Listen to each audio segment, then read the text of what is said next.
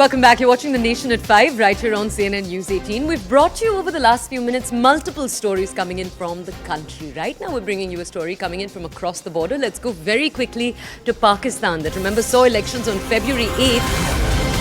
But despite more than 10 days passing, who's going to form the new government? That remains the key question. You'll remember when votes were counted, the PTI, or at least independents associated with the PTI, were very much in the lead. It was then the PMLN and the PPP that came third.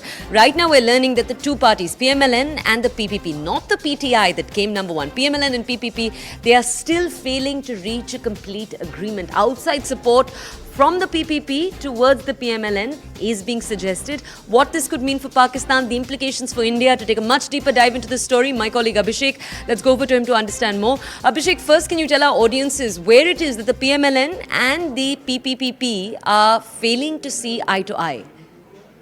Well, they are kind of in coalition, but that is not the coalition of deep trust, because now PMLN has proposed that they will be having the Prime Minister's post, but PPP, that is a party which Bilal Bhutto Zardari and Asif Ali Zardari himself have been cheering, they will be supporting the upcoming government from outside. So they will not be taking any ministerial position, so there will not be any accountability on their part in terms of policy implementation. So that is a long shot game that PPP is apparently playing. Meanwhile, PPP has, negotiated with Asif Ali Zardari becoming the president of Pakistan.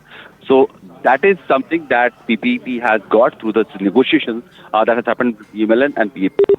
Nawaz Sharif's brother, Shehbaz Sharif, he is the front racer in the post of Prime Minister, and we'll still have to wait whether Maryam Nawaz Sharif will be able to form the first women-led government in the Punjab province. So that will also happen if the PPP and PMLN coalition concludes in a positive manner in Punjab. So the negotiations are still on.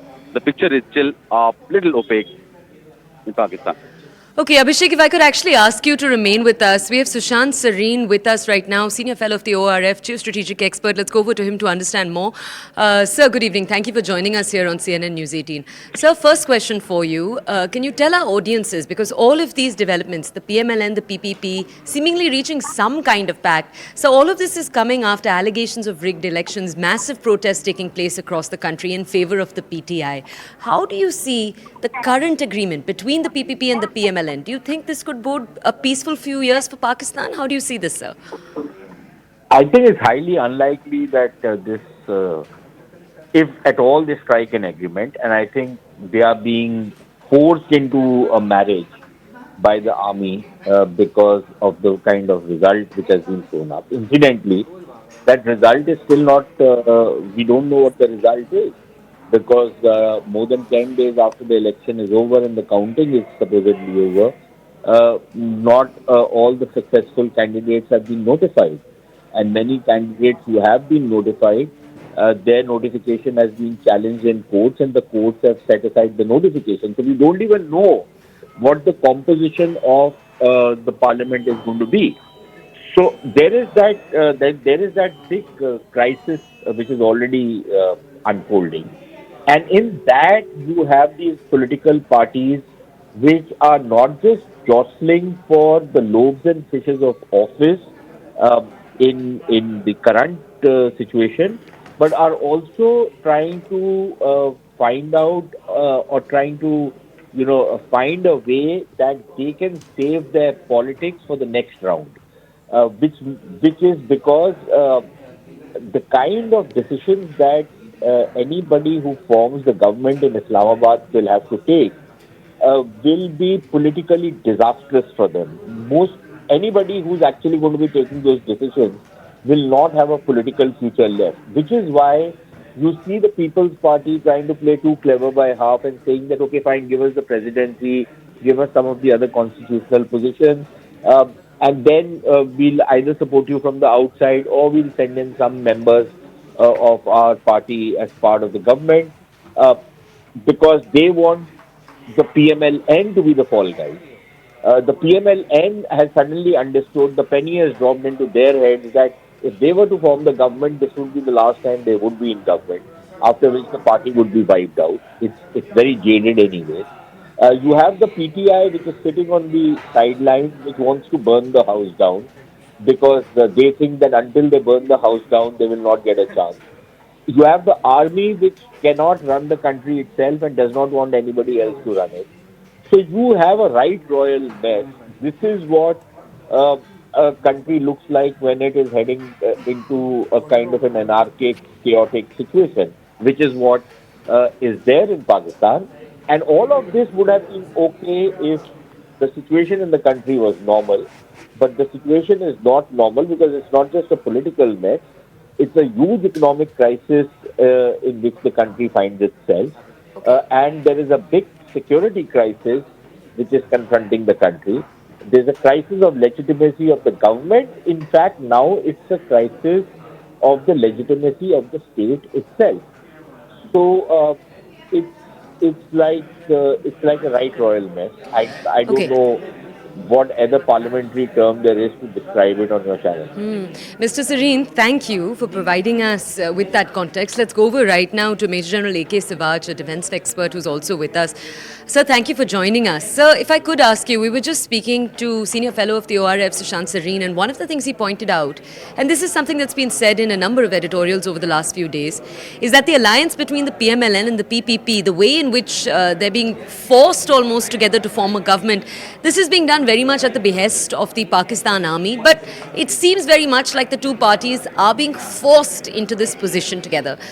Sir, let me ask you first, do you agree with that analysis? Question one. And question two, sir, how do you see, sir, the deteriorating relationship between General Asim Munir on one side, the former Prime Minister Imran Khan on the other? No doubt about it. See, the point, what is happening is Pakistan, the results have come, but there is a fractured mandate. No party has got a clear-cut majority. The elections have not been fair and free. There have been rigging which has taken place, which has been also accepted by Commissioner Rawalpindi. Liaquat Ali, he has publicly announced that as to how much rigging they have done in 15 seats itself. So the question comes is that whichever government will form has to be a coalition government first. There is a chances of PMLN and PPP joining together. But the point is the PPP is now feeling it. If they join with PMLN, the government is going to be very unstable and not likely to last long. So they don't want to become a part of this coalition. They want to now support them from the outside. At the same time, they also want to have the bite by saying that Asif Zardari should be a candidate for president. That should be supported by PMLN. But now what is happening is no party is interested in forming government because they have realized that they have got mandate and majority of the seats have been, they got it by rigging, especially PMLN. So the question is coming is how will the government, you see everything is now being done by the army, which is a deep state, which is establishment. They are now forcing PMLN and PPP to join together and form a government, but they are still reluctant not to form. There is another school of thought. They say that some sort of establishment authorities have also met the PTI chairman Imran Khan, who is now in the jail. They are trying to find out in case they can do something, because whatever you may say, the mandate is for the PTI, though they are independent candidates. They have not able to contest election because the bat symbol was snatched by the election commission and Imran Khan has been put behind the bar. But what surprise has been there this time as far as the deep state is concerned, they never thought that the PTI independent candidate will get so much of seats, 93 seats. So that has now shaken up the whole system. So as on today, the problem is there is a total political instability, economic crisis, and terrorism is increasing, and they are not able to find out a solution how they will form a coalition government, whether it will be a PML and PPP or something else, or the election will be done again, because there are certain petitions which have been filed in Supreme Court challenging the legality of this election, which was full of rigging. So everything looks to be in a disorder. And remember that Pakistan has to take another loan from IMF in another month or so. That Okay. will be pending because there is, as on today, it is basically a caretaker government.